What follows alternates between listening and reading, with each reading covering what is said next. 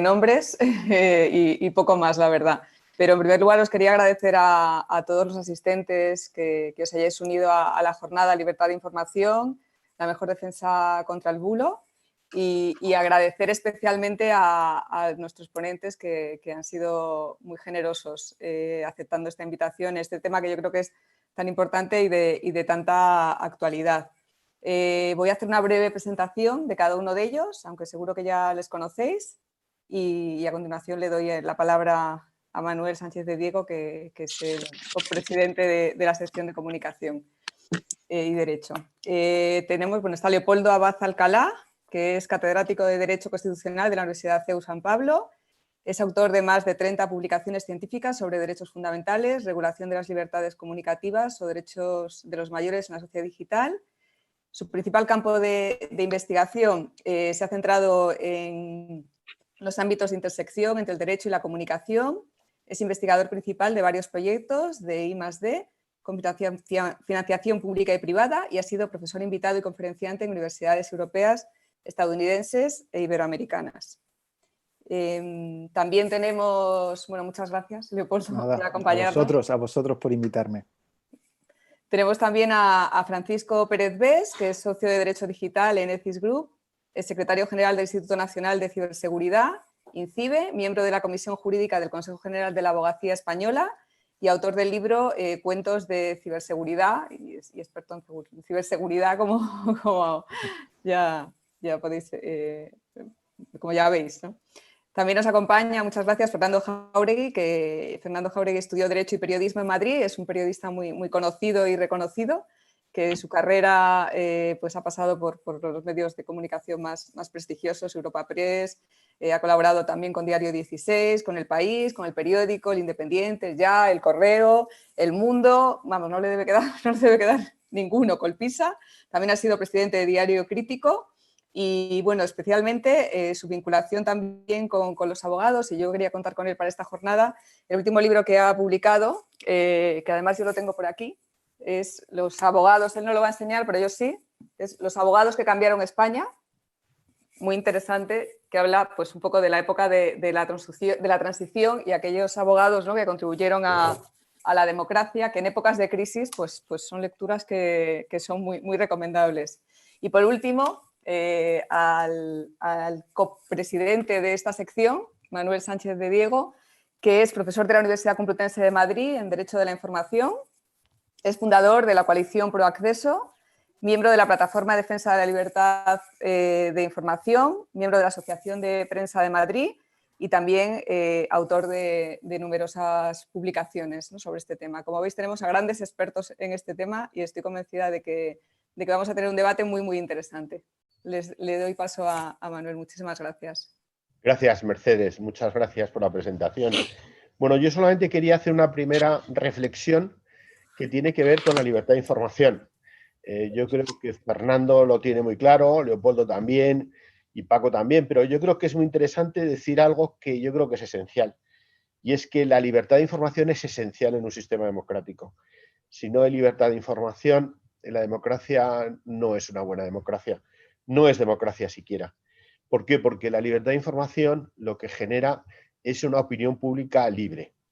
Cuidado, porque si no hay una opinión pública libre, de nada vale votar cada 2 meses o cada semana, porque se vota a ciegas. Por eso yo creo que es muy importante que la gente pueda decir, pueda recibir información, opiniones, incluso chistes, incluso cualquier cosa que tenga que consumir, pero también hay que reconocer el derecho a crear los mensajes que tienen las personas y el derecho, que es muy importante, a acceder a la información. Eso que en España no se reconoce y sí en el resto del mundo, y es que el derecho a acceder a la información pública está dentro de la libertad de información, está dentro de nuestro artículo 20, ¿no? Yo creo que esta es la primera referencia esencial. La idea de que la transparencia es esencial en un sistema democrático y especialmente en una situación de crisis. Yo creo que hemos vivido una situación de crisis con una importante actividad comunicativa que en algunos casos uno huele que se ha empleado demasiado química en esa actividad comunicativa. O sea, que se emplea, bueno, pues la mentira, el engaño, por una parte, por otra. Y es un poco la idea por la que hemos hecho este evento, ¿no? La idea de que el artículo 20 de la Constitución, en el apartado D, habla de información veraz. Es verdad que el Tribunal Constitucional ha dicho que esa no es la verdad absoluta. Se exige que quien dice algo piense que lo que dice lo está diciendo porque es verdad y que además ha realizado una actividad de comprobación de lo que está diciendo, especialmente para los periodistas. Pero yo creo que, y esto es un enfoque muy de periodista, pero creo que también hay algo importante y es que, y ahora voy un poco a un enfoque de abogado, que lo importante es que la veracidad está conectada con la buena fe, con la actividad de buena fe. Y claro, cuando uno actúa de buena fe y con una cierta profesionalidad, pues tiene que hacerlo respetando los derechos de los demás a recibir buena información, ¿no? Y es una reflexión previa que yo quería simplemente ponerlo, después hablaremos más. Entonces, agradezco a Fernando, agradezco a Paco, agradezco a Leopoldo su presencia en este evento y vamos, devuelvo la palabra a Mercedes, que es nuestra guía a lo largo de todo el acto. Muchas gracias. Muchas gracias, Manuel. Una cosa que no he dicho, que es de lo poco que me han pedido que hiciera, es por favor pediros a todos, aunque no lo haya dicho, veo que todos habéis sido muy disciplinados, que apagaréis el micrófono y la cámara, no los ponentes, los asistentes.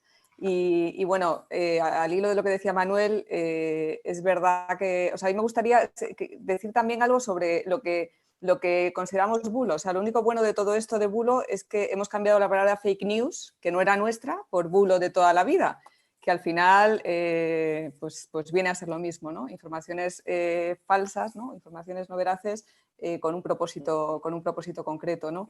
Y de esto, bueno, pues me gustaría que nos vamos a hacer cada uno de los ponentes una breve exposición de 10 minutos aproximadamente. Permitidme, si veo que os alargáis, que os interrumpa y para intentar que sea esto ágil y lleguemos a intentar tener un debate. Y bueno, pues Leopoldo, si te parece bien, pues te doy la palabra para que... Qué remedio, ¿no? Abrir plaza con esta terna que tenemos siempre es complicado, ¿no? Bueno, mirad, yo voy a hacer una aproximación más quizá no tanto... O sea, yo creo que los fundamentos básicos de la libertad de expresión casi todos los tenemos bastante claros en el sentido de lo que ha dicho de veracidad, interés público, la diferencia entre derecho a la información y libertad de expresión. Uno hace referencia a hechos, otras opiniones. Entonces, toda esta cuestión quizá a lo mejor podemos profundizar. Yo voy a partir de un planteamiento quizá un poquito más colateral, pero que acabará desembocando en todo el tema este que estamos viendo de los bulos y de la problemática. O sea, yo creo que el problema que tenemos es que no sabemos muy bien cómo funcionan los derechos en el ámbito digital. No sabemos si son los mismos derechos, o yo parto de la base de que sí son los mismos derechos, pero es cierto que a veces los contornos de los derechos son diferentes, ¿no? Yo creo que hay un elemento clave que está surgiendo cada vez más en el ámbito de Internet, que es que la gran mayoría de los instrumentos a través de los cuales ejercitamos nuestra libertad de expresión, nuestro derecho a la información, son instrumentos que están en manos de unas pocas compañías. La mayoría de la gente pues cada vez más se informa a través de Facebook, a través del famoso Twitter, luego hablaré de Google y de la importancia que tiene Google en todo este contexto. Y al final lo que perdemos de vista yo creo es que son empresas privadas que cuando tú aceptas darte de alta en cualquiera de ellas estás asumiendo unas condiciones, dando un consentimiento a lo que esas empresas te marcan lo que son sus condiciones de uso, ¿no? Hay una autora británica que habla, Emily Taylor, que habla de lo que se llama la ilusión del consentimiento. Pensamos que estamos dando nuestro consentimiento, pero en realidad lo que estamos es poco menos que vendiendo nuestra alma a estas compañías, ¿no? Casi nadie lee estas cláusulas de uso de estas grandes compañías. Es más, hay un dicho en el mundo de la abogacía, no sé, que estamos en el ICANN, de que los abogados han redactado más condiciones de uso de las que han leído en su vida, ¿no? Porque nadie se las lee en realidad. Entonces, en esta situación es cierto que el individuo se encuentra en una situación un poco complicada. O acepta las condiciones que le plantean estas grandes compañías o está fuera del juego. Está fuera del juego porque porque hoy en día estas Facebook, Twitter, no digo ya WhatsApp, forman parte de nuestra vida cotidiana. Por lo tanto, al final, lo que estamos hasta cierto punto es sometidos, ¿no?, a la dictadura de estas empresas. Hay que pensar, además, que, por ejemplo, Facebook tiene, no sé cuántos usuarios tiene ahora mismo, ¿no? 1.500, 1.000.000, no sé, no sé la cantidad de usuarios de Facebook, ¿no?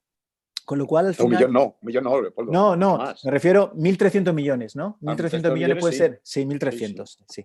1.300 millones, o sea, una barbaridad, ¿no? Por lo tanto, al final, lo que nos damos cuenta es que estas empresas, respecto a la libertad de expresión, respecto al ejercicio de derechos fundamentales, tienen un poder mucho más grande del que nosotros podemos pensar. En este tercer entorno digital, el gobierno democrático no existe. Además, hay otro problema, y es que supongo que siempre acaba saliendo cuando hablamos de Internet, que es el principio de territorialidad. Al final los estados se están regulando en su ámbito territorial, el ordenamiento jurídico tiene un carácter nacional, pero todas estas empresas son empresas transfronterizas, ¿no?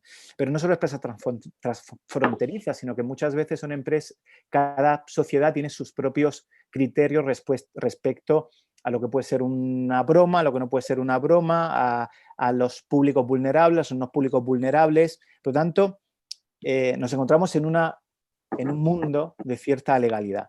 Al final, estas compañías, hay un catedrático de Oxford, Timothy Garton Ash, que habla y dice que en realidad estos son espacios privados de uso público. Él viene a decir que probablemente Google no es un país, pero sí es una superpotencia, ¿no? No tiene potestad legislativa, pero ella decide cómo se ejercita la libertad de expresión. Al final, todas estas empresas son empresas privadas que tienen ánimo de lucro, y al final la clave de la relación de los distintos ciudadanos con estas empresas es esas condiciones de uso que establecen las reglas, que establecen los estándares, que establecen cuándo te pueden cerrar una cuenta si ellos lo consideran. Por lo tanto, están decidiendo estas empresas privadas sobre derechos públicos como es la libertad de expresión y como es el derecho a la información, ¿no? Es más, y yo supongo que esto ha habido polémica sobre este tema, si cierran una cuenta de un partido político, no cierran una cuenta de cualquier persona concreta, la capacidad que tú tienes para recurrir esa decisión es prácticamente inexistente, porque además la mayoría de las veces te tienes que ir a tribunales de California si quieres reclamar. Con lo cual, al final, la ilusión de que Internet es el territorio más democrático del mundo prácticamente no existe, ¿no? Un profesor del CEU, el profesor Piñar, dice, por ejemplo, que el derecho de acceso a Internet debería ser también el derecho de acceso a Google. Google tiene una cuota de mercado de 9 de cada 10 personas en el mundo utiliza el buscador de Google. Al final, la información que nosotros recibimos es la información que Google quiere que recibamos. El mundo que nosotros conocemos, el mundo de Internet que nosotros conocemos es el mundo que Google decide y su algoritmo decide que forme parte de nuestro mundo. Por lo tanto, el poder que tienen en cuanto al suministro de información es absolutamente terrible. Y me diréis, bueno, eso también pasa, al final Google es un medio más, pero pensemos en un medio que tuviera la posibilidad de que 9 de cada 10 ciudadanos del mundo que la empresa leyeran el mismo medio. Esa situación de monopolio la que tiene Google respecto a la información que recibimos, ¿no? Por lo tanto, al final, y por ir acabando, porque no quiero que Mercedes me corte el micrófono, ¿no? ¿Cuánto tiempo llevo? ¿Me queda todavía? Vale. Al final lo que sucede con todo esto es que estas empresas se están arrogando poderes o están arrogando capacidades que en principio están hasta cierto punto reservadas a los tribunales, incluso a los tribunales constitucionales de los países. Si a mí deciden cerrarme una cuenta de Google, o cerrarme mi cuenta de Google, o cerrar mi cuenta de Instagram, o mi cuenta de Twitter, al final tengo poca capacidad de reclamar, pero ellos lo que están haciendo en realidad es cercenando mi posibilidad de ejercitar mi derecho a la libertad de expresión, ¿no? Pero la cuestión que planteamos, y aquí es donde llego al final y donde enlazo con el tema de los bulos, es que ellos te van a decir, ¿y usted qué me cuenta? Si no quiere, no utilice mi plataforma. Si usted quiere, no tenga cuenta en Twitter, no tenga cuenta en Google, no tenga cuenta en Facebook, no utilice en Google. Pero es que, ¿cuál es la alternativa? La alternativa es la inexistencia, la incapacidad de que tus mensajes lleguen a una colectividad. Por lo tanto, al final, cuando la polémica esta que se ha creado, y llego al final de la presentación, la polémica esta que se ha creado respecto a si se controla o no se controla los contenidos de Twitter, se controla o no se controla los contenidos de Facebook, al final estamos en cierta medida perdidos, porque nosotros cuando nos dimos de alta en todas estas compañías, dimos un tic en que aceptamos las condiciones de uso. Y las condiciones de uso son que es una empresa privada que prácticamente hace lo que considera oportuno. Por lo tanto, podemos patalear, podemos protestar, podemos hacer lo que consideremos oportuno, pero al final lo que planteo y el gran problema que nos encontramos es que estamos utilizando medios privados para ejercitar nuestras libertades públicas y por lo tanto estamos en manos de esas condiciones de uso que esos medios privados han establecido. Y con esto así como una primera presentación, pues creo que me puede valer y luego si eso seguimos hablando sobre el tema. Muchísimas gracias, Leopoldo. Muy interesante. Quería ahora dar paso a Fernando y antes quería simplemente hacer mención a un estudio que he visto esta semana, que se traduce más o menos así, un estudio que ha hecho Reuters con la Universidad de Oxford, que era Navegando la infodemia. Así es como califican las noticias y la información que han recibido los consumidores, ¿no? Entonces, se ha hecho en varios países, Estados Unidos, España, no me acuerdo qué otros países eran, Alemania, Argentina, no eran muchos, Reino Unido, y se hablaba de las diferencias, por ejemplo, entre gente más joven, gente mayor, en la credibilidad y en el tipo de información que se recibía, la credibilidad que le daban esa información y el tipo de información que recibían.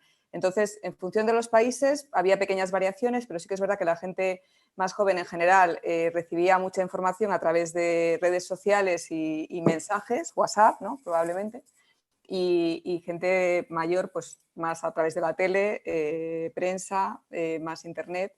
Pero bueno, esto no es ningún secreto, pero lo que sí que se veía es cómo todavía daban más credibilidad a los medios de comunicación tradicionales, podríamos decir, que a lo que veían en Twitter o a lo que veían o a la mensajería, ¿no? Todavía se da más credibilidad, lo cual, bueno, que nos da cierta esperanza, yo creo, ¿no? Entonces, no sé qué opinas. También decían, aunque daban más credibilidad a los medios de comunicación tradicionales, prensa, radio, también decían que pensaban que se había exagerado un poco todo el tema de la pandemia. Entonces, bueno, Fernando, no sé qué... Ya, te introduzco a ti como periodista con esto, pero será un poco una introducción, pero háblanos de lo que tú quieras. Bueno, yo me voy a limitar a exponer una serie de puntos para luego discutirlos si queremos, que a mí como periodista, sobre todo como periodista, pues me parece que son puntos muy calientes y además que a mí me preocupan. O sea, porque lo primero de todo que tengo que decir es que yo llevo 50 años de ejercicio de la profesión, casi 50. Creo que desde la salida del franquismo, desde la salida de la dictadura, seguramente nunca ha estado la libertad de expresión más zarandeada, no voy a decir amenazada, más zarandeada de lo que está ahora. Zarandeada. O sea, no puede ser. Simplemente lo que está ocurriendo no puede ser, así como suena. Entonces, a partir de ahí, varios puntos. Uno, primero es verdad, tiene toda razón Leopoldo, lo que has dicho sobre las grandes redes que eran y son nuestro sustento de comunicación y de expresión y de contacto con miles, cientos de miles de personas, nos han fallado. Oiga, de pronto nos han anunciado que yo a usted le censuro lo que me da la gana, cuando me da la gana, cuando yo decida que lo que usted está diciendo es una fake news o cuando yo decida que usted está distribuyendo un mensaje que va en contra de lo que a usted le conviene o a lo que le conviene a la humanidad. Oiga, vamos a ver, primero, ¿quién decide lo que le conviene a la humanidad? ¿Quién decide lo que es bueno para mí? ¿Quién decide lo que es falso o no? Es que yo tengo amigos, tengo algún amigo, una amiga en concreto, que es que Facebook le censuró una noticia, se la quitó simplemente porque contradecía alguna cosa que había dicho el gobierno. Y además era, para colmo, en el tema de las mascarillas, por ejemplo, donde el gobierno nos ha dicho que no hacen falta, que es una tontería ponérselas, que es bastante conveniente. Ahora resulta que es obligatorio, que son las mascarillas de esta... O sea, quiero decir, nosotros estamos viviendo un poco a expensas de de las vacilaciones de los gobiernos. No estoy hablando de este gobierno nuestro solamente, que también, por supuesto. Estoy hablando de las vacilaciones de los gobiernos y de los partidos. Gente que no sabe muy bien qué es lo que está haciendo, pues como es obvio. y no se nos permite o no se nos da la suficiente libertad para contradecirlas. Eso es el punto 1. ¿Quién decide aquí lo que es verdad y lo que no? Y segundo, la enorme pérdida de credibilidad de esas redes sociales, que efectivamente, Leopoldo, tú lo que no puedes decir es me borro de Twitter o me borro de Facebook, porque entonces estás perdiendo, por lo menos yo que soy periodista, estoy perdiendo una faceta importante en mi vida. Total. Segundo, estamos edulcorando los mensajes.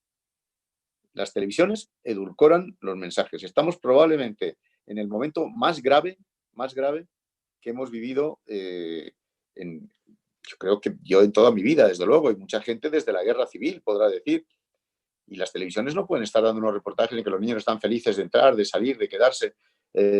Unos mensajes completamente edulcorados que yo creo que están fomentados desde el Poder Ejecutivo. Claro, como no hay división de poderes ahora mismo, pues el Poder Ejecutivo es el que decide todos los poderes, es de todo lo que hay.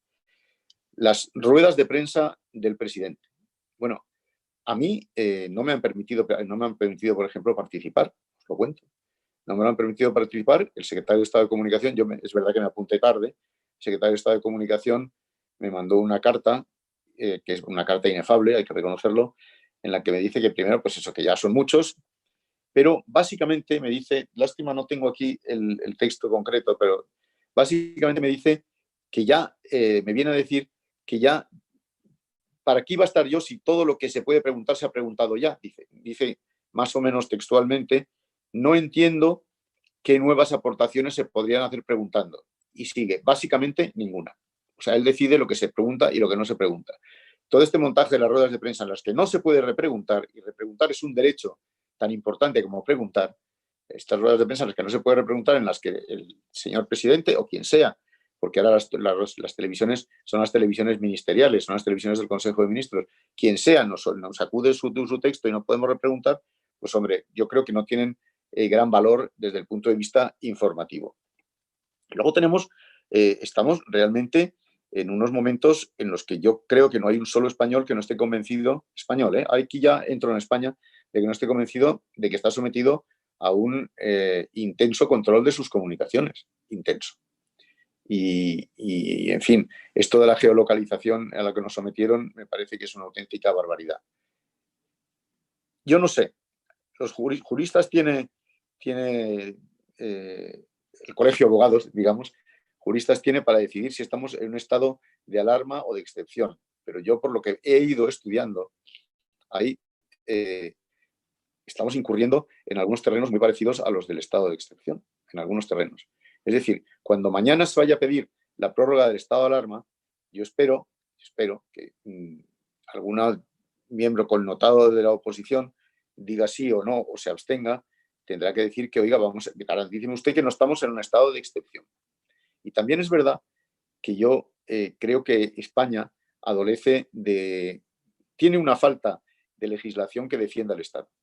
Esto se ha notado en la prisión de los catalanes, esto se ha notado en casi todo, en la extensión de la prisión preventiva, en casi todo lo que hemos ido debatiendo últimamente que tenía relación con Cataluña, por ejemplo, con la secesión catalana, se ha notado que España adolece de una falta tremenda de legislación que le defienda. Pero es que ahora estamos viendo que hay una falta de legislación que defienda al ciudadano. Y eso yo creo que esto tenemos que implementarlo. Y como sociedad civil, y me alegro mucho de que nos deis esta oportunidad, Mercedes, para estar aquí y gritarlo aquí a quien sea y hasta donde sea, ¿verdad? Pero yo creo que como sociedad civil tenemos que empezar a exigirlo. Oiga, necesitamos una legislación que nos defienda a nosotros en nuestras libertades. Porque es que estamos absolutamente ayunos de libertades. Todo lo hacen por nuestro bien. Si yo no digo que no, oiga, qué bien, qué suerte tenemos que lo hacen por nuestro bien, pero si contasen con nosotros tampoco pasaría nada. No están diciendo que somos fundamentales para vencer la pandemia, no están diciendo que somos fundamentales. Nuestro sufrimiento, el que viene a partir de ahora, el sufrimiento económico que vamos a tener sin duda, es fundamental para poder arreglar las cosas. Oiga, pues por lo menos solamente, vale, voy a sufrir mucho y todo, y estoy confinado y soy un confinado modelo, lo que usted quiera.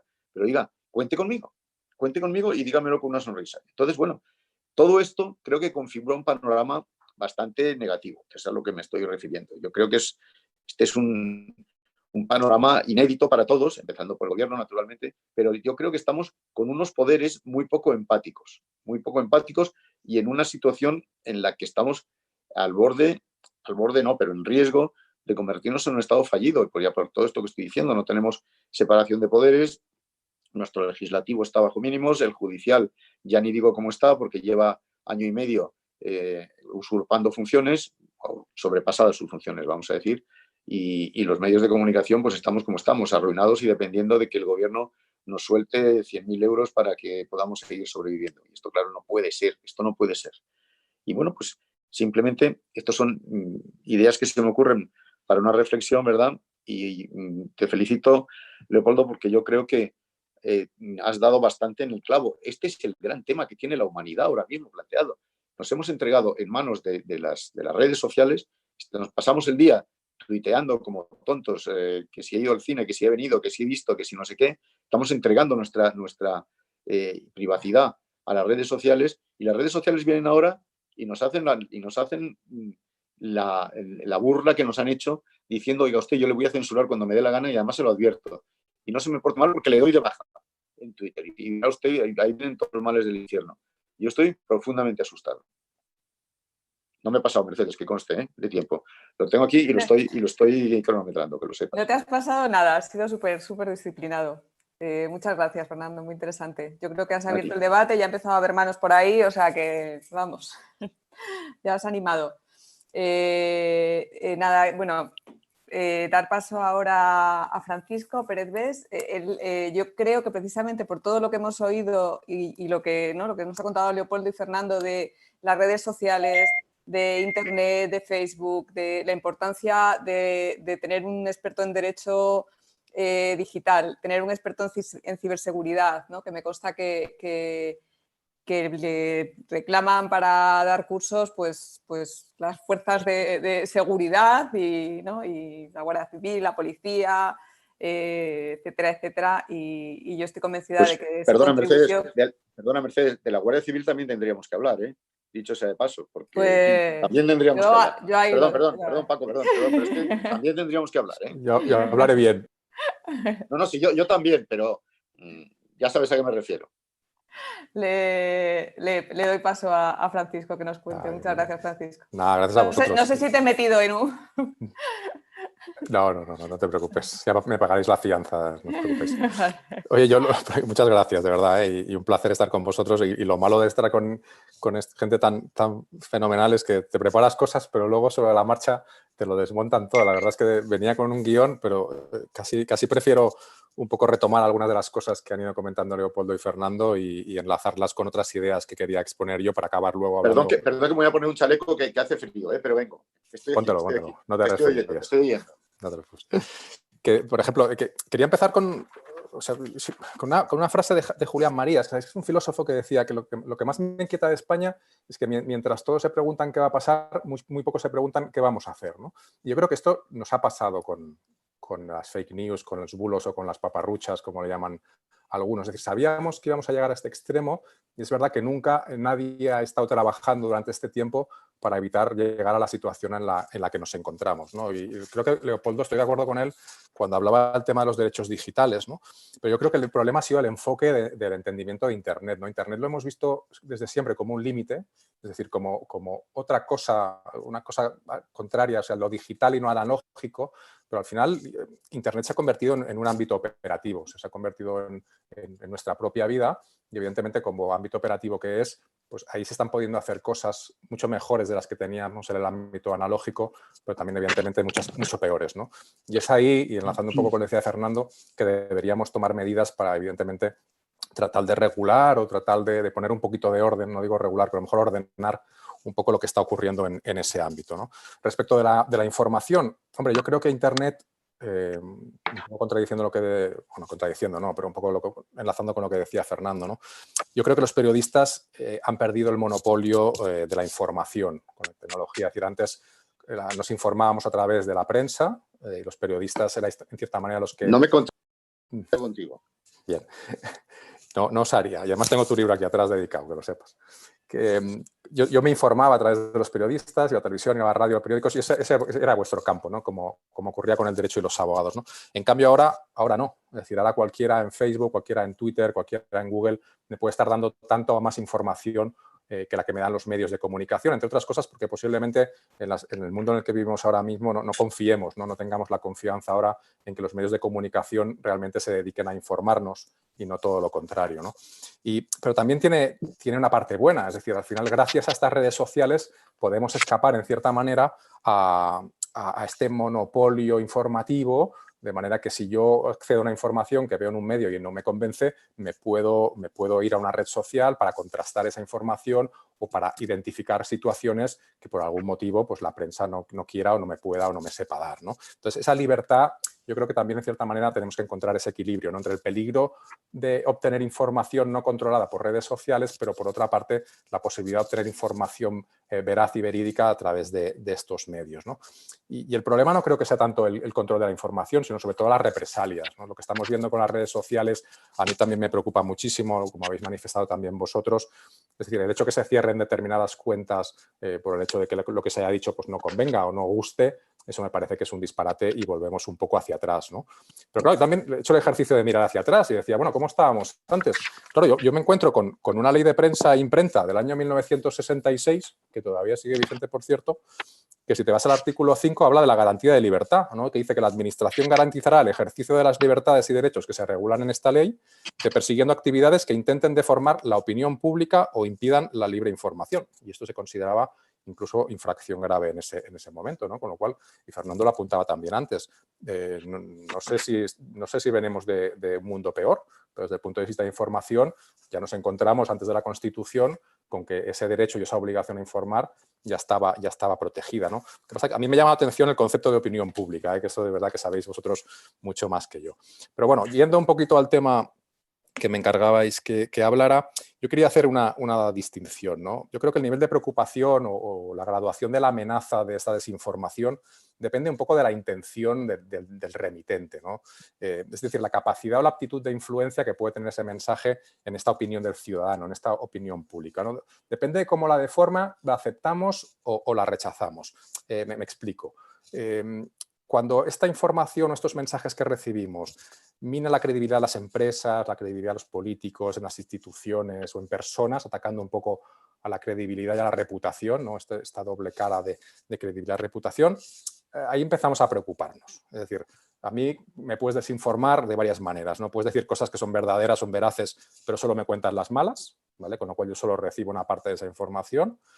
Me puedes contar cosas falsas, evidentemente por acción o por omisión, al final acabas teniendo la posibilidad de engañarme de alguna manera, o puedes desinformarme incluso con el exceso de información, ¿no? Con esta infoxicación que muchas veces recibimos, ¿no? El caso de las mascarillas, así yo ahora mismo no sé ni si puedo salir a la calle, porque es que ya tengo tanta información que realmente he colapsado y consigues confundirme, ¿no? Pero como os decía, yo creo que sí que aceptamos recibir información sesgada, y eso lo apuntaba muy bien Leopoldo, por ejemplo, en las redes sociales. Yo soy muy tuitero, pero yo tengo una comunidad que el algoritmo de Twitter decide qué veo. Es decir, yo tengo gente a la que sigo, a la que no veo.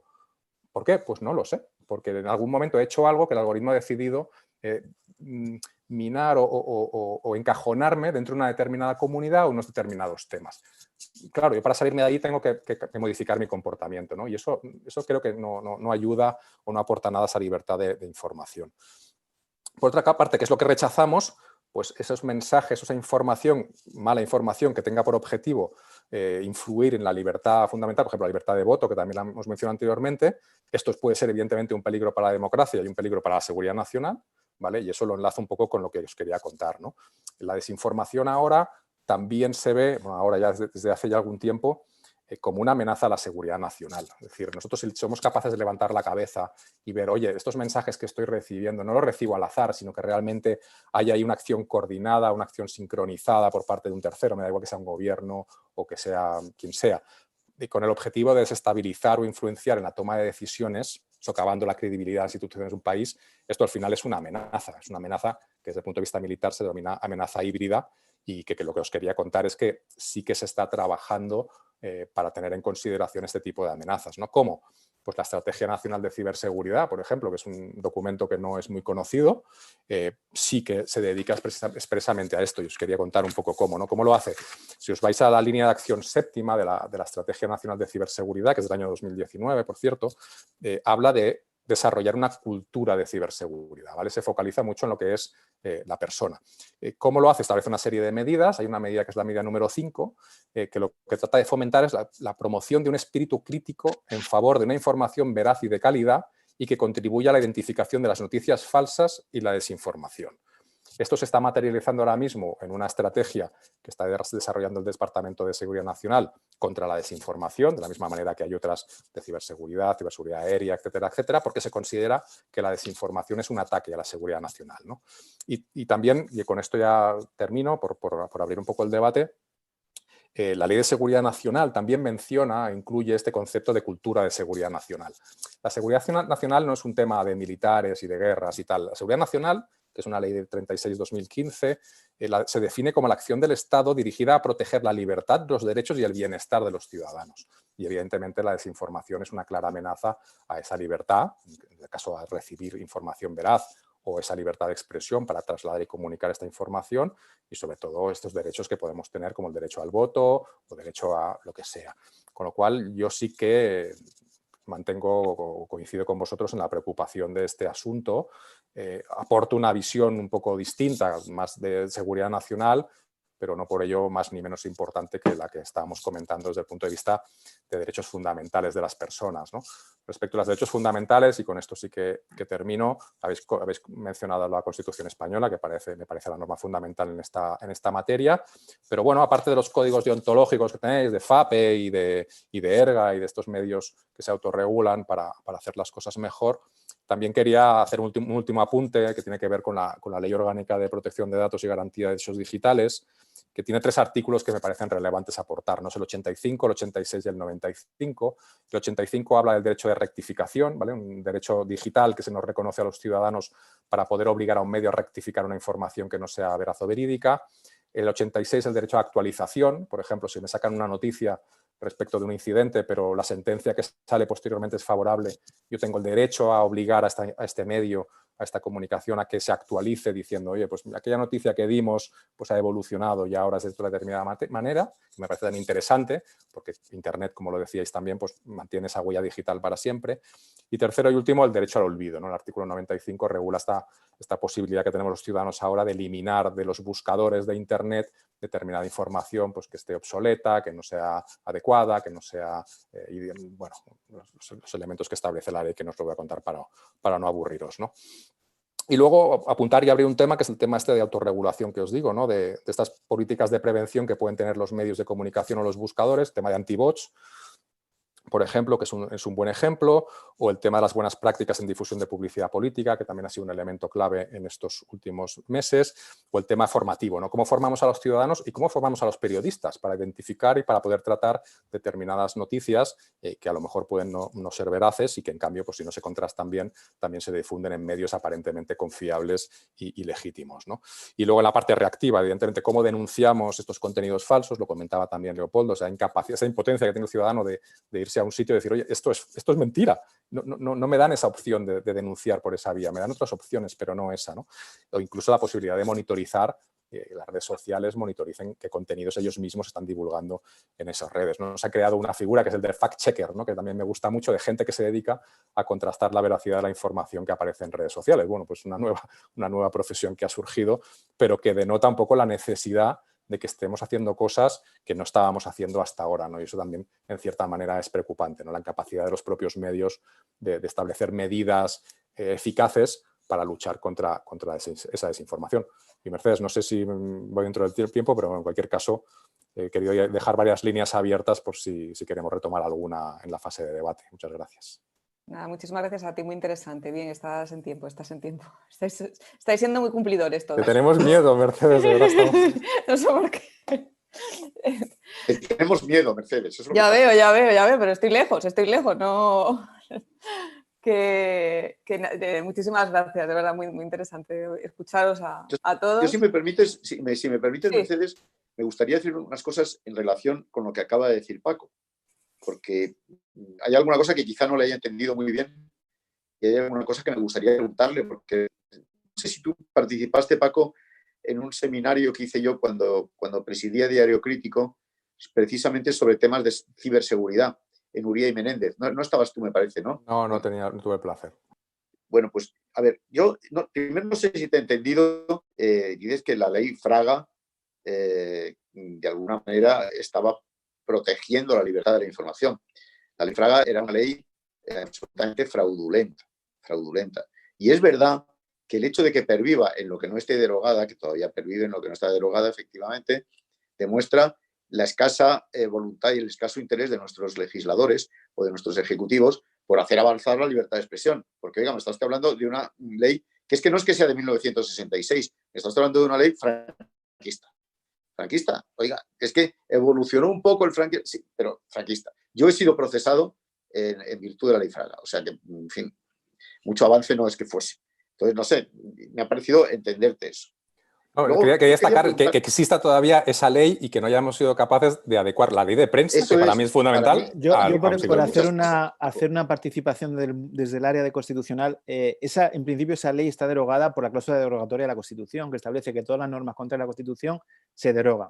Entonces, hay una discusión muy interesante habría que sobre discutir eso. Claro, qué parte está y qué parte no, porque hay unas partes que no hay una derogación clara de esas partes y otra que sí. Yo particularmente siempre he defendido que no puede estar en vigor una ley que está en contra del artículo 20 de la Constitución. Pero bueno, eso daría lugar a mí me han procesado en virtud de esa ley. Me han procesado, no. Me han demandado y he perdido un juicio. Pero después del 78. Hombre, claro, en el 90 y tantos. Pero lo importante de esa ley el era... famoso, mira, Leopoldo, el famoso caso Esperia, por cierto, que no sé si te acuerdas de él, aquel de los futbolistas que se nos ocurrió en nuestro... Pues ahí se cita, el juez cita textualmente el caso, dice, es que esta ley, la ley Fraga, la ley de prensa e imprenta, viene a decir, hombre, lamentablemente todavía no está derogada, pero tengo que fallar teniendo en cuenta esta ley. O sea que sí, eso sí. Déjame que te pregunte un par de cosas, Paco, porque tengo un par de inquietudes que me han quedado ahí de lo que has dicho. ¿Hasta qué punto podemos demandar los ciudadanos a alguien por esta desinformación que estamos, a la que patentemente estamos sujetos? Por ejemplo, oiga, ¿cómo es posible que hayamos descubierto que hay una serie de cuentas fake, de trolls, que están apoyando al gobierno o al Ministerio de Sanidad? Ya no pasa nada. Oiga, pero ¿esto qué es? Esto ha ocurrido ahora. Esto del confinamiento da para muchas cosas. Claro, alguien se aburre y empieza a inventar cosas. ¿Cuántos miles de cuentas hemos descubierto que están apoyando ahora mismo al gobierno y son falsas? ¿O son trolls? Por ejemplo, nosotros los ciudadanos no podemos hacer nada frente a eso. No podemos hacer nada frente al hecho de que ni siquiera sabemos cuántos muertos hay por el coronavirus, que no lo sabemos, que nos han contado unas historias de test, que están haciendo no sé qué, de venta y hay compra de respiradores, de mascarillas, que luego todo era absolutamente falso.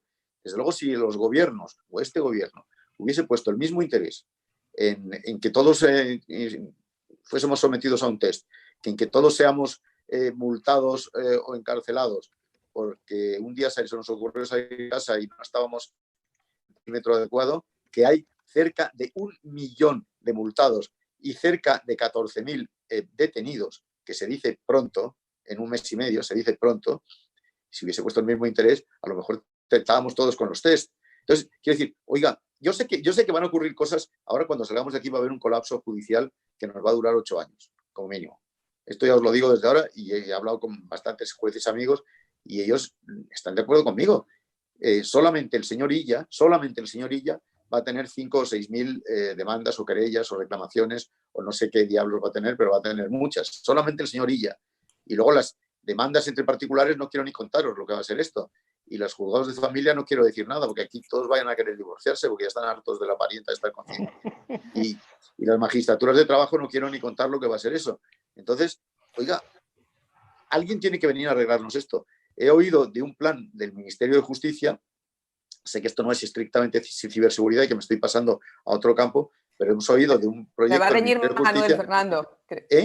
Que me va a reñir Manuel, que le tocaba el hablar. Perdón, y le... No, te riña Manuel a ti, que me riña a mí, que he sido yo el que... Es que me ha instigado Paco con una serie de cosas y entonces... Perdón, ya está, Manuel, perdóname. No, pero Fernando, te lo agradezco porque has dicho cosas que yo también tenía aquí apuntadas, ¿no? Y si me vais a permitir un poco reconduciendo el tema, porque yo creo que la ley de prensa, Leopoldo y yo nos hemos pegado sobre su vigencia o no vigencia, sería por otro motivo. Me vais a permitir que os mete una pequeña cuña publicitaria en favor del propio Colegio de Abogados de Madrid, que su primer webinar, su primera reunión digital que tuvieron hace 2 días, creo que fue, sobre precisamente todo esto de las detenciones y de las sanciones que se han producido con motivo del estado de alarma. Tenéis ahí en YouTube, en la que participó, entre otros, nuestro compañero Lorenzo Cotino. Dejarme que haga publicidad a mis compañeros de la universidad. Y bueno, pues la conclusión es que muchas de esas multas y muchas de esas restricciones de libertad, pues jurídicamente son muy discutibles y eso le van a dar mucho trabajo a los abogados, que es bueno, pero va a suponer un cierto desprestigio para la propia ciudadanía. Nuestro país hemos basado todo esto del confinamiento en leyes. En otros países nórdicos, pues acudían a la responsabilidad social, a la deontología, a la ética social, ¿no? Bueno, no vamos a entrar ahí.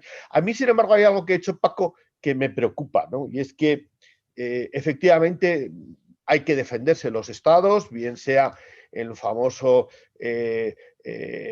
Documento Nacional de Ciberseguridad, y por lo tanto hay gente que se dedica a luchar contra la desinformación, contra la manipulación, lo hemos visto en el tema de Cataluña, ¿no? Pues una fotografía de un policía pegando a un manifestante ha sido ya hoy en el pleno referéndum. Perdone, esa fotografía procedía de una manifestación, no recuerdo si de mineros o algo así, ¿no? Pero hay algo que a mí me preocupa, Paco, y es que luchar contra la desinformación no puede eliminar derechos, no puede cargarse el sistema democrático. Y por eso cuando el general de la Guardia Civil en plena comparecencia pública dijo que, bueno, efectivamente la Guardia Civil tiene un servicio que se dedica a eso, que estaban analizando los bulos, los fake news, pues algunos nos pusimos un poco nerviosos. ¿Por qué? Y porque nos entró el miedo a un Estado, a un gobierno que tiene muchísimo poder y que lo ha manifestado a través del Boletín Oficial del Estado, que ahí hay otro tema tremendo para estudiar lo que se ha legislado utilizando los reales decretos, leyes, la urgencia y necesidad, y nos han metido ahí sapos y culebras, o lo último que han hecho de los directores generales que no sean funcionarios, 25, no que sé, una barbaridad lo que han metido. Claro, en un momento en el cual la crisis económica nos va a pasar factura y que, sin embargo, el Estado está engordando. Bueno, vuelvo un poco al tema. Yo creo que, evidentemente, el tema de la desinformación es importante, pero ojo que a veces el tema de la desinformación, de los bulos, puede ser utilizado como una forma de coacción de la propia sociedad. Y lo que más me preocupa a mí es que quizás habría que decir una cosa, y es que, y esto Fernando lo acaba de decir, y es que el gran problema es que nuestro gobierno, aquellos que están ahí arriba, nos están desinformando.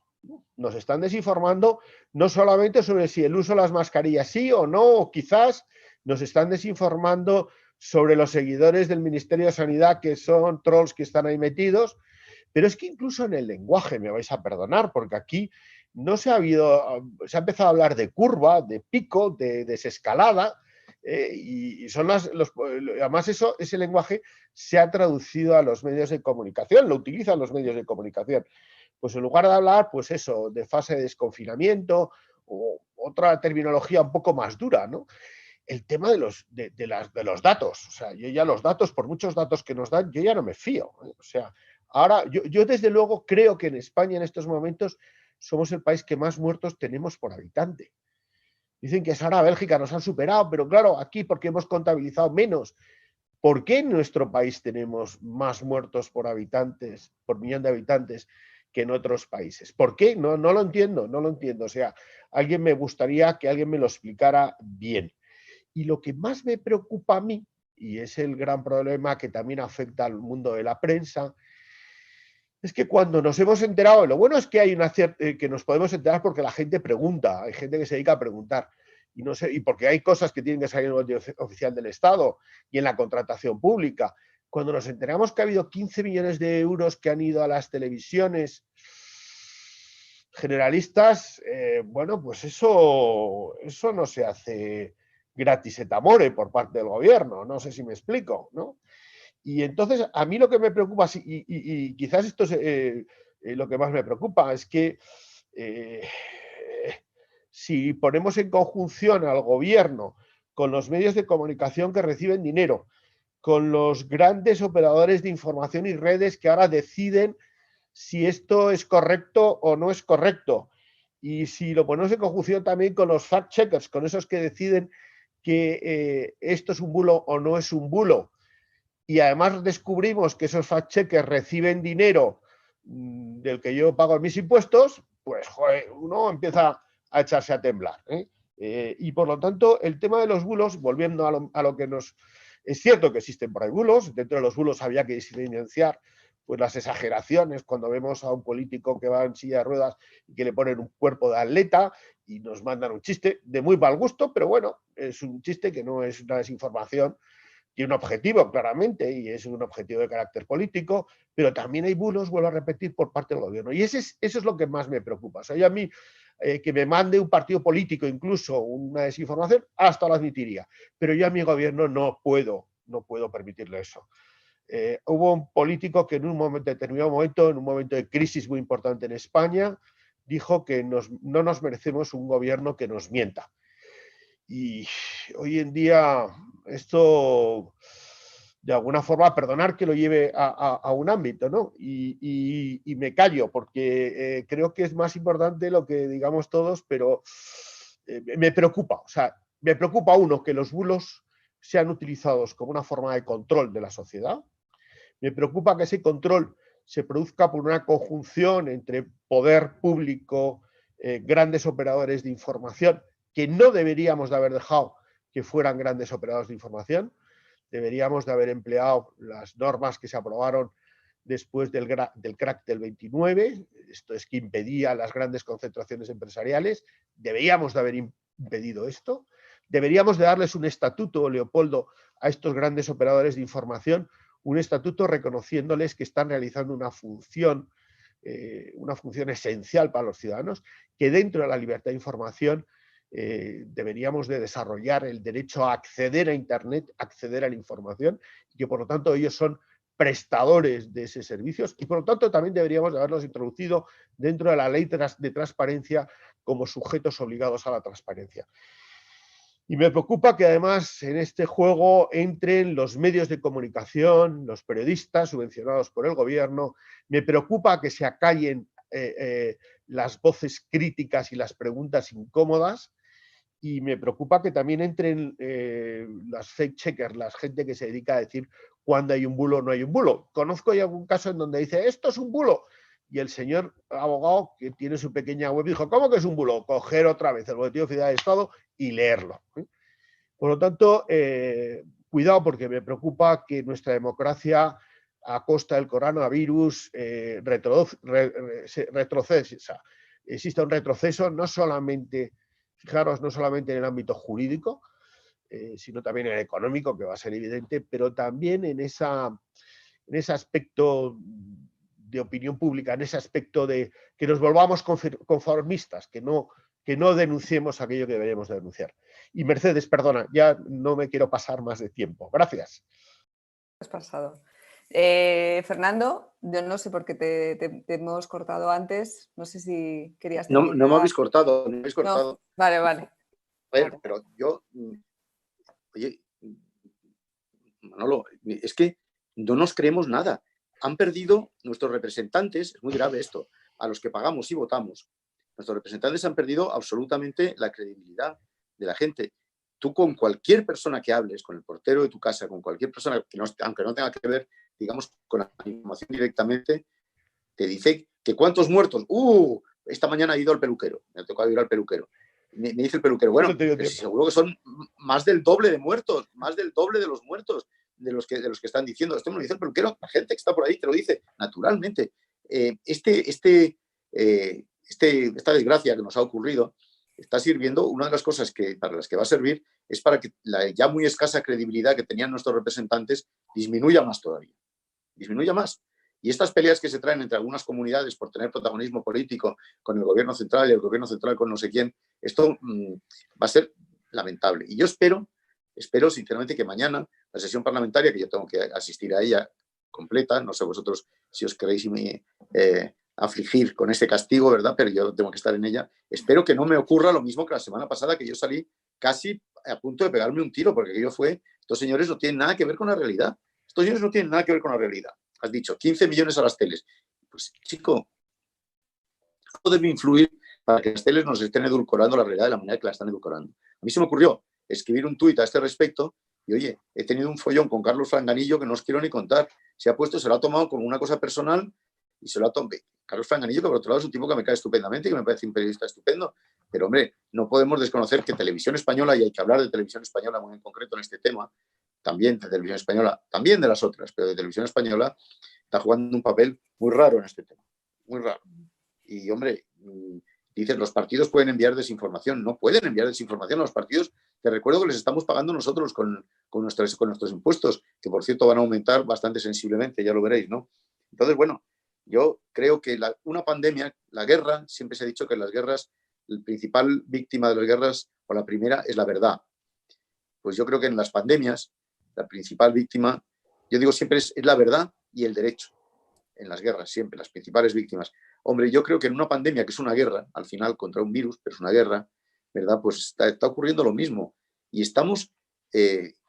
no creáis que estoy exagerando demasiado, porque no estoy convencido de estar exagerando demasiado, quizá un poco. Pero estamos corriendo un peligro serio de autocracia. De autocracias. No estoy hablando solamente del caso español, ¿eh? Pero en el caso español es evidente. Nunca un responsable político ha tenido más poder que el primer ministro en este caso. Nunca. Desde que se murió Franco, nadie ha tenido aquí más poder que este señor. Yo creo que ese poder, de alguna manera, él debería limitárselo a sí mismo. Porque es que, claro, a mí me parece francamente peligroso. Francamente. Y perdón, ya está, ya he terminado. No, tengo por aquí alguna... Una acotación. Yo creo que este gobierno... A ver, perdona. Bueno, no sé si... Bueno, tengo por aquí alguna pregunta, ¿no? ¿Vais a hablar del gobierno, Manuel, o contestamos algunas de las preguntas que nos como hacen? típico, dejaremos si no ¿Qué hacemos? hablar del gobierno. Cortar la conexión misteriosamente. La idea que ¿Qué tengo es hacemos? que ha habido una muy buena política de propaganda, pero el problema de esto es como cuando pruebas un vino y después de probar el vino dices, uy, este vino tiene demasiada química. Pues yo creo que a muchos nos está pasando eso. Después de la política de propaganda que hemos tenido, fijaros que quien va a dirigir la desescalada o desconfinamiento va a ser un experto en propaganda, pues notamos que hay demasiada propaganda y claro, el problema es que hay algo que es fundamental, es que quiebra la credibilidad. Y si quiebra la credibilidad... Hay una pregunta un poco que va dirigida a Leopoldo. La he leído. ¿La has leído? Pues, la he leído, sí. Vamos, la pregunta para que todos la oigáis, y además yo creo que le interesa también a Fernando porque ha hablado del tema y ya también a los demás, era si se puede hacer, en la Constitución hay algo que garantice poder preguntar al presidente del gobierno, poder asistir a las ruedas de prensa. Yo entiendo que el artículo 20 de la Constitución, la interpretación que se haga, pues es complicada. Yo creo que no hay posibilidad de poder obligar al presidente del gobierno desde el punto de vista legal a que la rueda de prensa sea con preguntas, desde un punto de vista ético, de presión. Hombre, rueda de prensa, perdona, rueda de prensa y preguntas es todo lo mismo. Perdona. Sí, vale. Tu propia definición. Comparecencia, ¿no? Es como un barco sin agua, no sé. Totalmente. Pero las hay. Sí. Hombre, pero no las hay. ¿qué es eso? A ver las haylas. A ver las haylas, que es casi peor, yo creo, ¿no? Y luego la única, me preguntaba si había alguna institución, yo creo que nos queda el defensor del pueblo. Lo que pasa es que, claro, tampoco creo que haya mucha, o sea, el defensor del pueblo puede en su informe a las Cortes o reclamar al gobierno para que esas comparecencias se permitan de otra forma.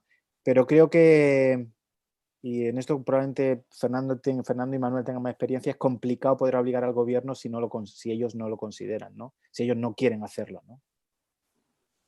Había también un mensaje que yo creo que hacía referencia a la limitación de reenvío de mensajes que ha hecho WhatsApp, que no sé si Paco nos puede un poco ilustrar, ¿no? Decía que parecía esa medida de este control de información y, bueno, si se podría considerar censura. Yo creo que un poco antes, Leopoldo, has dicho, ¿no?, en tu intervención que al final eso, ¿no?, que era una empresa y que ponían ellos que tú firmabas una serie de condiciones y que... Nos queda la posibilidad de darnos de baja en esa empresa, pero es lo que antes también creo que, no sé si era Fernando que lo decía, Manuel, que claro, si te das de baja en Facebook, en Twitter y tal, pues dejas de estar en el mundo, por decirlo, de estar en el mundo digital, ¿no? No sé si Paco... Sí, bueno, también es una actitud un poco preocupante por parte de WhatsApp, sobre todo siendo una de las herramientas más utilizadas en España, que hayan decidido unilateralmente por restringir la capacidad de reenvío de determinados mensajes cuando ellos consideran que esos mensajes pueden ser un supuesto de desinformación o un bulo, ¿no? Y conectaba un poco con lo que decía Manuel, es decir, que ahora mismo me manden un chiste. Oiga, esto a mí no me parece un supuesto de desinformación, sino todo lo contrario. Entonces, que yo no tenga capacidad para reenviárselo de una sola vez a más de 5 personas, pues hombre, no deja de ser una dificultad para poder ejercer mi derecho a la libertad sin límites, ¿no? Es decir, bueno, puedo hacerlo durante 20 veces, pero al final eso lo haré una vez. Pero es un desincentivo para que la gente vaya compartiendo información que puede ser desagradable o que a alguien no le puede gustar o que puede no interesar a determinadas personas la difusión, ¿no? Eso también me parece muy peligroso en el sentido de que WhatsApp se está convirtiendo en juez sobre lo que podemos y lo que no podemos compartir, sobre lo que podemos y no podemos leer, ¿no? Y eso yo creo que esté bien. Twitter y Facebook. WhatsApp, Twitter y Facebook. Sí, pues digo WhatsApp porque ha sido lo más llamativo últimamente. Pero Paco, mi pregunta es, ¿hasta qué punto no dependen estas grandes compañías, estas grandes empresas, hasta qué punto no dependen de los gobiernos? ¿Hasta qué punto no se dejan influir por los gobiernos? Porque yo estoy convencido de que aquí el gobierno español, y no solo el gobierno español, pero ha metido pero la decisión de... ¿Perdona? La decisión de WhatsApp ha sido a nivel mundial, creo, ¿no? Lo sé, por eso te digo, no. Y creo que Twitter y Facebook están actuando igual. Pero es que, oye, me parecen tan coincidentes los intereses de los gobiernos, de este gobierno que es el que mejor conozco, con lo que están haciendo ahora mismo Twitter, Facebook y WhatsApp, por supuesto, que es que realmente me cuesta pensar que no haya habido alguna comunión de intereses, por decirlo de alguna manera suave, que se me ocurren otras maneras mucho más brutales de decirlo. Me cuesta creerlo, sinceramente. Creo que esto nunca había ocurrido, nunca. Ha tenido que venir el puñetero virus a coartarnos esa libertad. Yo hasta ahora en Facebook y en Twitter he podido decir lo que me ha dado la gana y reenviárselo a quien me daba la gana. Ahora resulta que no. Bueno, pues hombre, no sé. Hay una observación en el chat que dice que es verdad que Facebook, WhatsApp, Instagram son de la misma compañía. En realidad son todo lo mismo, ¿no?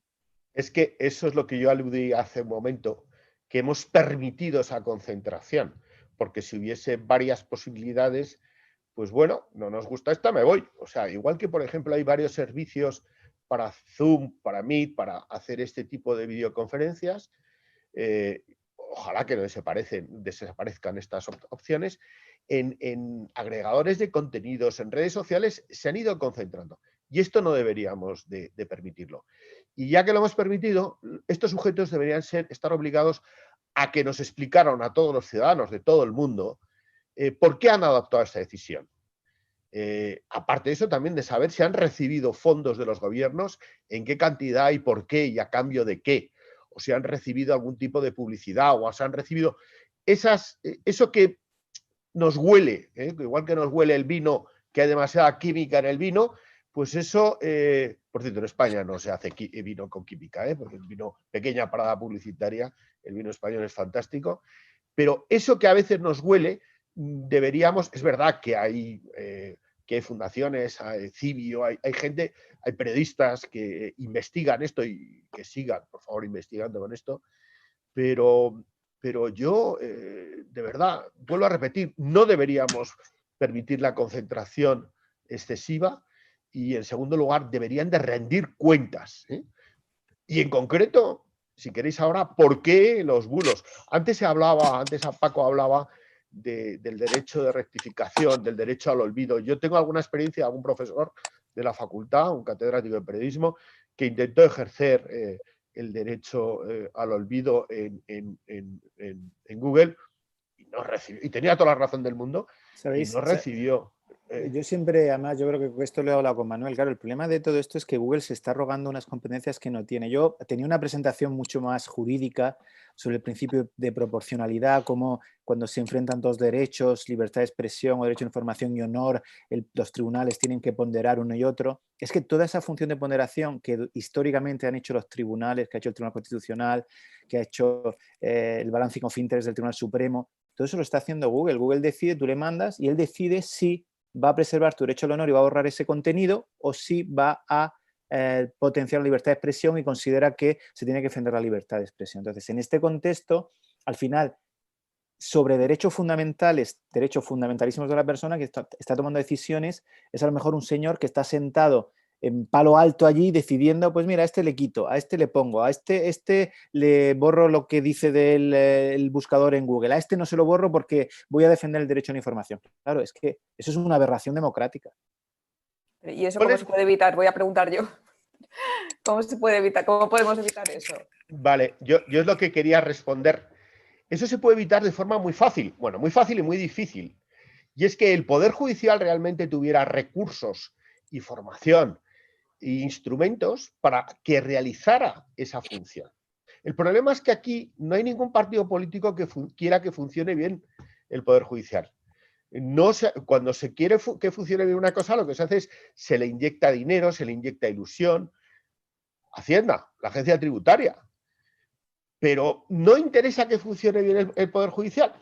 No interesa bien, ¿por qué? Porque, bueno, por muchas razones. Pero, ¿por qué? Porque si funciona bien el Poder Judicial, se controlaría. No interesa que funcione bien, perdón, no me interesa que funcione bien porque interesa controlarlo. Acuérdate de lo que pasó hace no mucho con nuestro amigo el senador aquel que le echaron. Acuérdate, claro, cuando dijo que tenía controlado al Manolo Marchena, que era absolutamente mentira, por cierto. Acuérdate, ese intento de control por parte de los dos grandes partidos del Consejo del Poder Judicial. Acuérdate de eso, que es, por cierto, el mismo consejo que sigue ahí, que ahí está todavía, dicho sea de paso, pero bueno.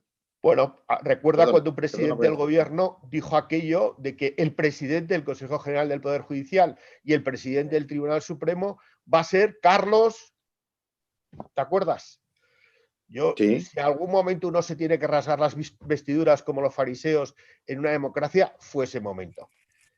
Entonces, aboguemos por un funcionamiento de la justicia de forma eficaz, por sistemas electrónicos, con jueces realmente independientes, bien formados, con una oficina judicial que funcione. Pero claro, el problema de la justicia, de nuevo lo tenemos. Unos magistrados dependen del Consejo General del Poder Judicial, los letrados de justicia, anteriormente secretarios, dependen del Ministerio de Justicia, y los funcionarios, y las competencias están transferidas a la comunidad autónoma, defienden de la comunidad autónoma. Y si el local es del ayuntamiento, pues tenemos ahí 4 jefes que inciden en la oficina judicial. Y eso no hay forma de que funcione. Pero bueno. Tenemos ahí una pregunta para Paco, ¿no? Que se desvía un poco de este tema de justicia y entra en tema súper moderno ya, ¿no? No sé si lo has visto. Ay, madre. ¿Esta situación impulsará la adopción de blockchains en las plataformas y medios de comunicación?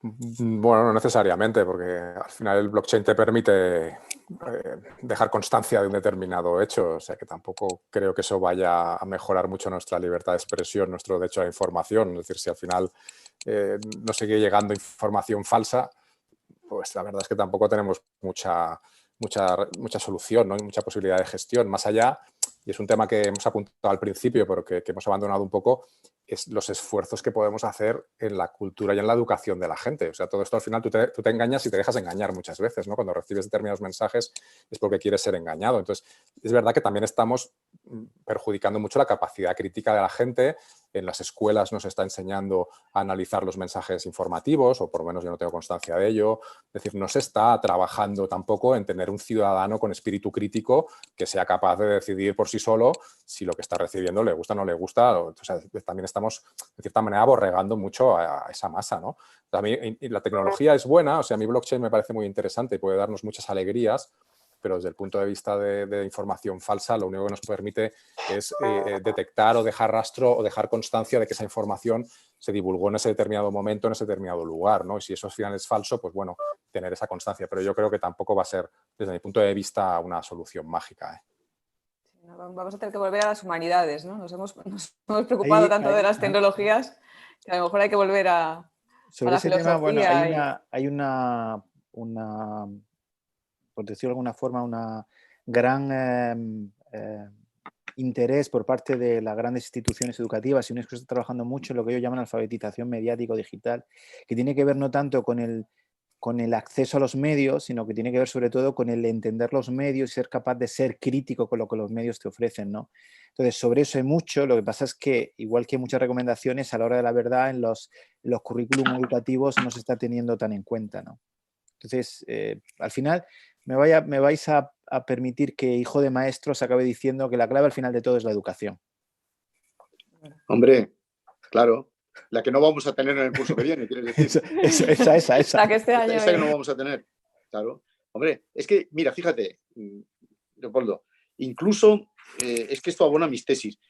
No puede, en estas circunstancias absolutamente excepcionales que estamos viviendo, que son circunstancias que van a repercutir sobre nuestros hijos y sobre nuestros nietos, porque las decisiones que se vayan a tomar en los próximos días van a repercutir sobre las siguientes generaciones. España va a ser un país claramente, obviamente, sin duda, intervenido este otoño. No tengáis la menor duda sobre eso. Eso va a repercutir sobre nuestras pensiones y sobre otras muchas cosas. No puede ser un señor, que insisto, es el que más poder ha tenido desde que se murió Franco en este país, no puede ser ese señor únicamente quien decida. Esto no puede, de alguna manera, no puede ser. Antes, me parece que eras tú, Manolo, que hablabas del defensor del pueblo. Bueno, ¿dónde está el defensor del pueblo desde hace unos cuantos años? Dicho sea de paso, porque es que ahora mismo tú sales a la calle y preguntas quién es el defensor del pueblo y se creen que es Ruiz Jiménez todavía, te digo la verdad. Esta es la verdad, porque es que no está haciendo un papel acorde con la responsabilidad que debería tener el defensor del pueblo. Pero ¿dónde están órganos consultivos y de alguna manera equilibradores como el Consejo de Estado? ¿Dónde está el Consejo de Estado? ¿Quién ha recurrido al Consejo de Estado? O sea, ¿dónde están esos organismos que hemos creado y que son carísimos, dicho sea de paso, que están ahí de alguna manera para controlar un poco también? El Consejo de Estado debería estar dictaminando sobre esto que está ocurriendo en nuestras redes, por ejemplo. Lo que pasa es que yo me temo que ningún consejero de Estado tiene ni idea de lo que son las redes sociales. Claro, eso también es verdad. Porque, claro, nacieron cuando estaba el tantán, más o menos. Entonces, pues claro, no son gente que tenga que ver con la actualidad, ¿no? Pero, en fin, ¿dónde están todos estos organismos intermedios que hemos creado y que realmente están ahí en nuestro ordenamiento jurídico y que están ahí para cambiar nuestro ordenamiento jurídico? Es que lo primero que teníamos que cambiar, me parece que ha sido tú, Paco, que has hablado del artículo 20, o tú, Leopoldo, no me acuerdo, lo que tendríamos que cambiar es la Constitución. Y desde luego, ese artículo 20. Nosotros no tenemos una legislación para enfrentarnos a los retos informativos que existen en este momento. Hace falta, digamos, una gran convención de las Naciones Unidas, de quien sea, para poner un poco coto al desmán de lo que están siendo las redes sociales y lo que están siendo estas grandes compañías de Internet. Si es que, como dice el Papa Francisco, que tonto no es y mal informado no está, desde luego, estamos en la Tercera Guerra Mundial. Estamos en la Tercera Guerra Mundial que no se hace ni con bigotillos, ni con bayonetas, ni con botas. Se está haciendo en las redes. Y nosotros estamos absolutamente desprotegidos ante lo que nos está ocurriendo. Es que además nos están robando información todo el día. No solamente nos están dando falsa información, es que nos están robando la información que nosotros tenemos. Es que tú te vas a Francia ahora mismo, abres tu teléfono móvil y te encuentras que todos son anuncios en francés. Oiga, ¿y usted cómo sabe? ¿Cómo sabe mi Huawei que yo estoy en Francia? Es que esto no puede ser. De alguna manera yo creo que tenemos que, en general, el mundo tiene que empezar a poner coto a este aborregamiento al que estamos, es verdad, estamos aborregados, tenéis razón, a este aborregamiento al que estamos sometidos. Esto no puede seguir siendo así, de verdad. Van a hacer un mundo nuevo. A raíz de esto van a hacer un mundo nuevo. Hagamos un mundo nuevo nosotros también, hagámoslo. Fernando, lo que a mí me preocupa, tú pides que haya modificaciones en la legislación, pues igual que la ley de prensa está ahí obsoleta, semiderogada, la ley de secretos oficiales, pero a mí lo que me preocupa es quién y cómo se va a hacer esa legislación, porque la calidad legislativa últimamente deja mucho que desear. Pero es lo que hay, una de las Manolo. preguntas que Es lo deberían... que tenemos. Pero es lo que tenemos, no tenemos más. Ya. Oye, con estos bueyes tenemos que hablar. ¿No son Landelino o Lavilla ninguno de ellos? No, no son Landelino o Lavilla, digamos, por poner un ejemplo. ¿No son Miguel Herrero de Miñón? Que por cierto es primo mío y por eso le cito. Pues no, no son Miguel Herrero de Miñón. Pero oye, lo que no puede ser es que simplemente nos hayamos desentendido de todo lo que son el capítulo de libertades. Es que nos hemos desentendido. La solución es un gobierno de coalición, pero no este gobierno de coalición. La solución es un gobierno de concentración, seguramente, en la que todos participen, en la la elaboración de las leyes de defensa del Estado que necesitamos tanto.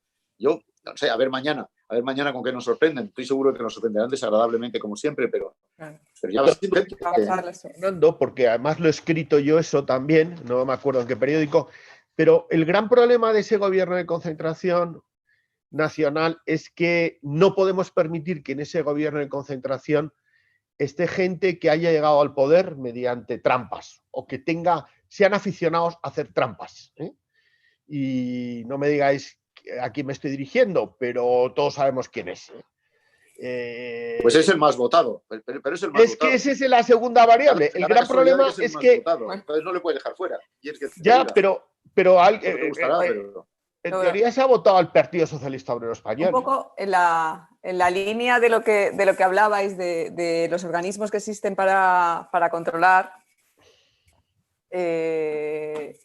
nos hablaba, hay una pregunta que es como quién controla. Hay dos preguntas, ¿no? Que a lo mejor no tienen nada que ver, pero bueno, era en esta línea de poder controlar o de hacer algo para controlar. Uno es el tema de las subvenciones, ¿no? O sea, lo que hablabais de que parte de esa información, ese derecho de la información, está en manos privadas, pero a la vez no es tan privado en el momento que reciben subvenciones. O sea, no deja de haber una parte de control, entre comillas, público, ¿no? Y entonces decía, la pregunta era, ¿es legal? ¿No está regulado de alguna forma que los grupos o empresas de comunicación reciban este tipo de subvenciones? Entiendo que sería algo más de derecho a la competencia, a lo mejor. Puede ser una ayuda de Estado. Hay una ley, de todas maneras hay una ley, que es la ley 29/2005, que es de publicidad y comunicación institucional, que supone que es la ley que establece los criterios del reparto de la publicidad institucional. Entonces, lo que pasa es que yo entiendo que estos 15 millones no han sido... no es publicidad. No es publicidad. Es otro tipo de... Es dádiva. Sí. O sea que entonces, ¿cuál sería poco control. Subvención a alguien que no necesita dinero porque ha tenido beneficios. Lo que pasa es que yo no sé, yo lo decían, me parece que antes era Fernando, yo no sé, todo este tipo de medidas probablemente puedan ser recurridas porque falta el principio de imparcialidad de la administración pública, en fin, una serie de criterios. No entiendo si ese dinero se puede dar sin pasar por la ley de contratos del Estado. En fin, yo no le he estudiado el tema en profundidad, pero me llama la atención todo es que el gobierno reparta dinero así como así. Hablaba también Paco del tema de ayudas de Estado que están tremendamente prohibidas por la Comisión Europea. Entonces, no sé hasta qué punto se puede repartir dinero así a quien tú consideres sin ningún tipo de control, ¿no? Yo creo que he sufrido los dolores del sector público no hace mucho. Os digo que para mí, la intervención general del Estado, para mí era mi mejor amigo y mi peor enemigo, porque es verdad que me controlaba absolutamente todo. Y cuando veo determinadas noticias que se han podido dar, contratos un poco así al azar, yo no entiendo de verdad ese procedimiento. O sea, yo tengo la sensación, y no sé si lo compartiréis conmigo, que el problema no es tanto de fondo, sino de forma. Es decir, yo en la teoría estoy de acuerdo. Lo que creo que donde estamos fallando es en las herramientas que estemos implementando. Cuando decía Fernando modificar la Constitución, claro, el artículo 21 de la Constitución dice: se reconoce y protege el derecho a comunicar o recibir libremente información veraz por cualquier medio de difusión. Yo eso no lo tocaría. Lo que estamos fallando es cómo estamos aplicando realmente o defendiendo ese derecho a recibir comunicación veraz.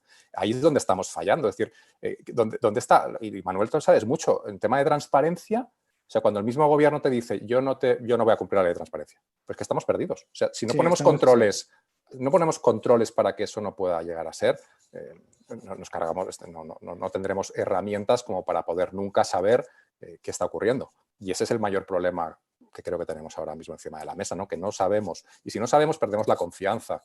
Y perdemos la confianza, pierde la credibilidad la institución. Y si pierde la credibilidad la institución, perdemos la democracia. Mira, Paco, Vamos a ver. Perdón, Sí. perdón. No, Manuel. Bueno, Adelante. lo que ha dicho Leopoldo, esto es otro asunto más a incrementar la carga de los jueces y tribunales en el futuro, a la que había hecho alusión Fernando hace un momento, ¿no? Yo creo, y ya que has hablado de transparencia, pues es que no tenemos que coger el boletín oficial del Estado, y me vais a perdonar, el decreto de alarma, el 463 del 14 de marzo, en la disposición adicional, no quiero ser muy técnico, pero la disposición adicional tercera se excluía de la suspensión de los procedimientos administrativos los procedimientos y resoluciones a los que hace referencia el apartado primero, cuando éstas vengan referidos a situaciones estrechamente vinculadas a los hechos justificativos del estado de alarma. O sea, que en teoría la transparencia seguía vigente en relación con todo lo que tenía que ver con el estado de alarma. Pero es de aquí que 4 días después hacen una modificación en donde lo cambian completamente. Dice, cambian el apartado y dice... bueno, en este caso se decidirá si son transparentes o no por la autoridad. 4 días después, o sea, la actividad legislativa es demencial. Me vais a perdonar, supongo que alguien hará un análisis de cuántas páginas de BOE llevamos desde el estado de alarma y nos podemos asustar. Hay una pregunta que hay que me ha gustado mucho y es, bueno, 2 preguntas que me gustaría meter en juego. Una habla sobre el tema de los algoritmos, eso a lo mejor Paco nos puede decir, los algoritmos para que pueden utilizar las empresas de fact-checking, que si deberíamos de tener acceso a esos algoritmos. Yo creo que por transparencia, la transparencia hoy en día incluye que nos den nota de qué algoritmos se están utilizando. Ya existía en la ley del 99 protección de datos personales. Cuando había una decisión que me afectaba a mí, yo tenía un derecho de oposición y dentro de ese derecho de oposición yo tenía derecho a saber por qué se me había juzgado de esa forma. Y eso en definitiva era el conocimiento del software, del algoritmo que se había utilizado. Eso es un tema que es interesante. Y la otra pregunta también sobre el tema de los fact-checking es que ¿quién chequea al fact-checking? Bueno, yo creo que aquí es fundamental dos líneas interesantes. Uno, que el fact-checking tiene que ser transparente. Y la otra idea que yo creo que es importante, Paulina Ramírez ha preguntado, es, Paulina, yo creo que no solamente debe ser transparente el que realice una función de fact-checking, sino que además debe someterse a comprobación por parte de quién, de la sociedad, de un medio de comunicación, de otro fact-checking. Y después hay otra cosa que no se suele hacer, y es reconocer los errores.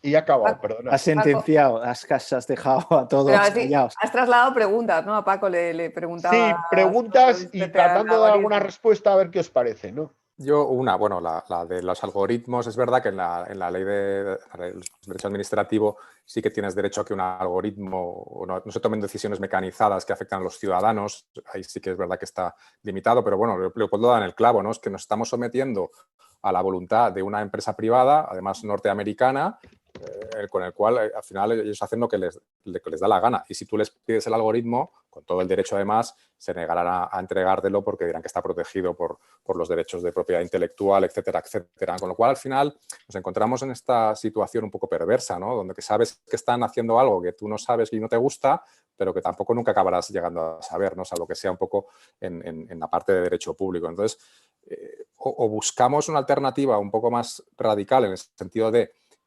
no estar vinculados o dejar de estar sometidos o ser independientes de este tipo de plataformas o realmente pues seguiremos con este debate lo seguiremos teniendo en los próximos años, ¿no? Pero claro, eso es verdad que es otro enfoque distinto del que estamos hablando. Es decir, es imposible ahora mismo que en Europa se desarrolle un Google, un Twitter o un Facebook, porque es que la legislación no te permite hacer lo que le están permitiendo hacer a estas empresas cuando llegan aquí. Entonces estamos en una situación que nosotros mismos nos pegamos un tiro en el pie. O sea, no, somos esclavos de nuestras propias decisiones y luego nos quejamos, pero es verdad que tampoco hacemos nada ni nos dejan hacer mucha cosa, ¿no? Entonces estamos en una situación un poco complicada.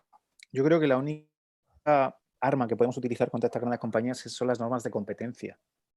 creo que no, me parece que y es por donde les están buscando las cosquillas. Competencia desleal incluso. Incluso competencia desleal, ¿no? Y es por donde le están buscando las cosquillas en las instancias comunitarias, pero creo que desde otra perspectiva es complicado, porque además es lo que hablábamos, es que la solución es muy sencilla, te dicen, bueno, si no te gusta mi plataforma, no la utilices, si no te gusta mi app, no la utilices, pero claro, las alternativas es quedarte fuera de la discusión, es quedarte fuera del espacio público donde se discuten los asuntos públicos hoy en día, ¿no?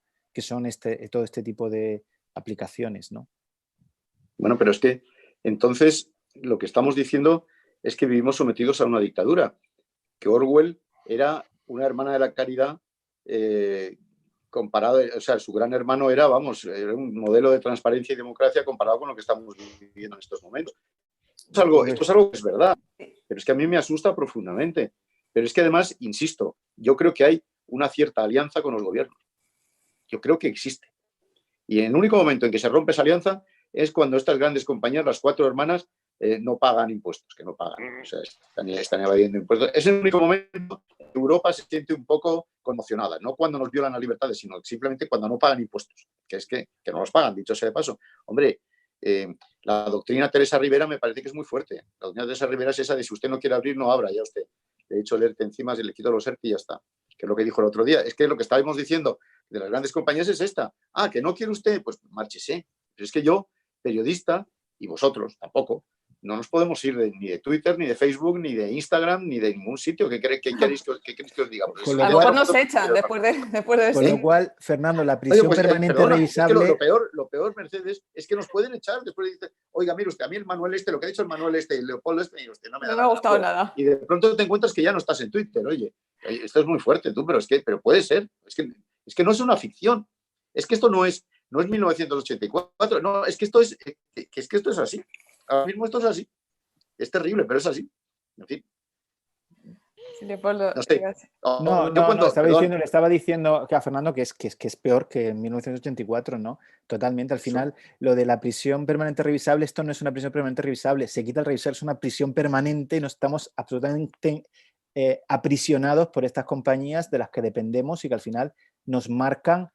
Bailamos al son que ellos nos marcan. O sea, si ellos deciden borrarnos una cuenta, no borran una cuenta, pero es que la capacidad que tenemos de reclamar jurídicamente frente a ese cierre es prácticamente inexistente. Un derecho a admisión. Al final te encuentras en una situación de absoluta vulnerabilidad y desprotección.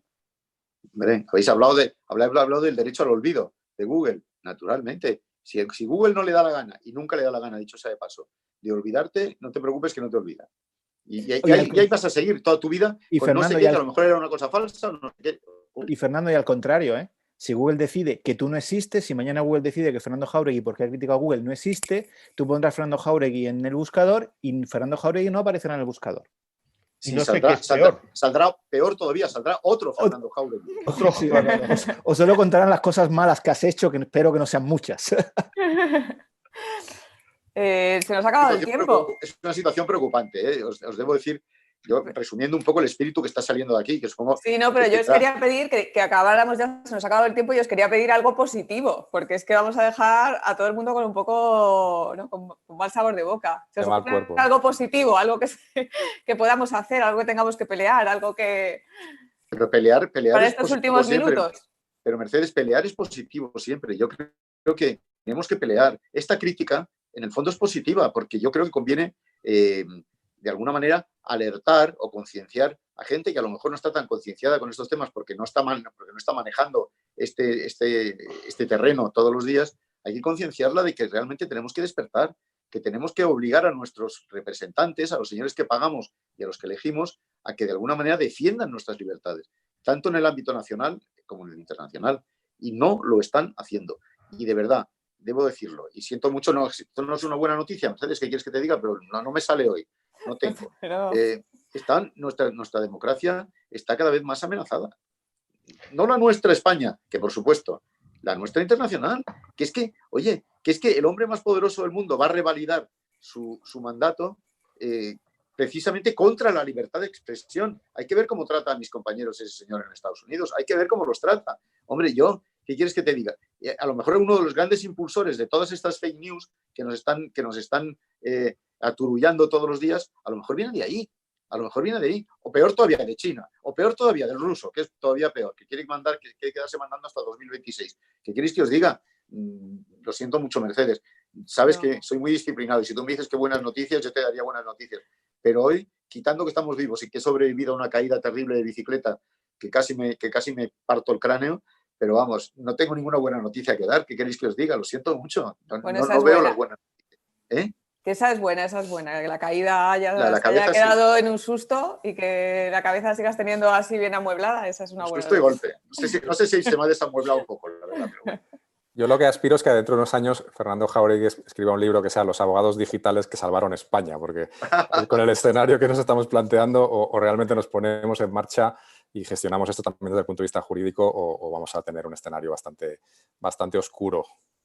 Y ya hemos tenido uno no hace mucho. Mirar, yo voy a ser positivo en una cosa. Mirar, toda esta reacción que se está produciendo por parte de los gobiernos, el Guardia Civil que va a contar los mensajes contrarios al gobierno, todo este tema del fact-checking, todo este tema del reenvío, es porque hasta cierto punto está habiendo un semilevantamiento de la ciudadanía que está compartiendo mensajes críticos, bueno, no lo sé, o una parte de la ciudadanía, no sé que mis amigos son especialmente críticos con el gobierno y me llenan el WhatsApp de mensajes críticos, pero yo sí que creo entender que está produciéndose cierta concienciación de la sociedad sobre la realidad en que vivimos y de la necesidad de que las redes sociales pueden ser un instrumento para hacer oposición social a lo que a nosotros desde las instituciones no nos gusta.